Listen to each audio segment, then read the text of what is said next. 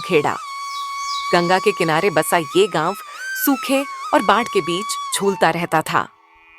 गांव की आखिरी गली में, जहां से खेत शुरू होते थे, वहां एक पुरानी मिट्टी की मढ़ी में रहता था हरिया। उम्र करीब 52 साल, लेकिन चेहरे की झुर्रियां और कमर की झुकन 70 की लगती थी।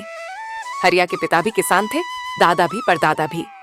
यही खून था जो उन्हें खेत से बांधे रखता था। उसके पास कुल 3.5 बीघा जमीन थी, 2 बीघा बंजर जैसी, जो बरसात में ही कुछ देती थी। बाकी पर गन्ना, धान, गेहूं और कभी कभी सब्जी। घर में पत्नी सावित्री, 2 बेटियां, राधा 18 साल और गंगा 15 साल और इकलौता बेटा मंगल 22 साल। मंगल शहर में मजदूरी करने चला गया था, क्योंकि खेती से कुछ नहीं होता बाबूजी। ये बात वो रोज सुनाता था। सुबह 4 बजे हरिया की आंख खुलती, पहले बैल हाँकने की आवाज, फिर चूल्हे में आग जलाने की खुशबू। सावित्री चाय बनाती, हरिया चुपचाप पीता और खेत की ओर चल पड़ता। बैलों के नाम थे काला और भूरा। दोनों भी अब बूढ़े हो चुके थे। हरिया उन्हें सहलाता, आज बस थोड़ा और मेहनत कर लो, अगले साल नया बैल लेंगे। लेकिन अगला साल कभी नहीं आता। इस साल मानसून ने धोखा दिया था। जून में 2-4 बूंदें पड़ी, फिर जुलाई पूरा सूखा। अगस्त में अचानक 3 दिन तेज बरसात, इतनी कि खेतों में पानी भर गया। धान की रोपाई तो हो गई थी, पर खड़ी फसल डूब गई। हरिया रोज खेत पर जाता, पानी देखता, सिर पकड़ लेता। भगवान, ये क्या कर दिया? गांव में बातें होने लगी। हरिया की फसल तो गई, अब कर्ज कैसे चुकाएगा? बैंक वाले फिर आएंगे, ब्याज बढ़ा देंगे। हरिया पर पहले से ही 2,80,000 का कर्ज था। 2018 में गन्ना फैक्ट्री ने 3 साल का बकाया नहीं दिया, तब उसने साहूकार लाला रामप्रसाद से कर्ज लिया था। 18% ब्याज। हर साल कुछ कुछ चुकाता, पर मूलधन घटता नहीं। सितंबर आया, मौसम अब ठंडा होने लगा। हरिया ने जो बचा खुचा धान था, उसे काटने का फैसला किया, लेकिन मजदूर नहीं मिल रहे थे। गांव के जवान शहर जा चुके थे। जो बचे थे, वे 500 से 600 रुपये रोज मांगते। हरिया के पास इतने पैसे नहीं। आखिरकार उसने राधा और गंगा को भी खेत में लगा दिया। दोनों बहनें सूरज की तपिश में धान काटती, पीठ पर गमछा बांधे हाथ लाल हो गए। सावित्री घर पर रोटी बनाती, खेत में पहुंचाती। एक दिन शाम को हरिया खेत से लौटा तो देखा, घर के बाहर लाला रामप्रसाद की गाड़ी खड़ी है। लाला 60 के करीब, मोटा सफेद कुर्ता, सिर पर पगड़ी, साथ में 2 आदमी। एक को हरिया जानता था, वो लाला का लड़का विकास था। लाला की आवाज गूंजी, कब आएगा पैस? लाला जी, इस बार फसल डूब गई, अगले साल गन्ना लगाऊंगा, फैक्ट्री से पैसा मिलेगा तो अगले साल। हर साल यही सुनता हूँ, ब्याज तो बढ़ता जा रहा है। अब 3,40,000 हो गए, जमीन गिरवी रखनी पड़ेगी। हरिया का चेहरा सफेद पड़ गया। जमीन उसके लिए सिर्फ जमीन नहीं थी, वो उसकी पहचान थी, उसकी विरासत थी, उसके बच्चों का भविष्य था। रात को हरिया सो नहीं पाया, छत पर लेटा तारे देखता रहा। सावित्री पास आई, कुछ मत सोचो, भगवान सब ठीक करेगा। ठीक कब करेगा सावित्री? 30 साल से रोज खेत में खून पसीना बहा रहा हूँ, आज भी बच्चे भूखे सोएंगे। अगले दिन सुबह हरिया गांव के सरपंच रामदास के पास गया। ने कहा, सरकार की योजना है, फसल बीमा क्लेम करा लो।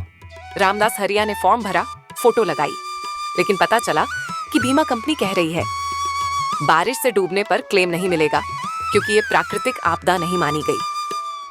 हरिया रो पड़ा। अक्टूबर आया, गेहूं की बुआई का समय। हरिया के पास बीज भी नहीं बचे। उसने आखिरी उपाय किया, गांव के बाहर वाले कृषि विज्ञान केंद्र गया। वहां एक युवा अधिकारी अजय सिंह मिला।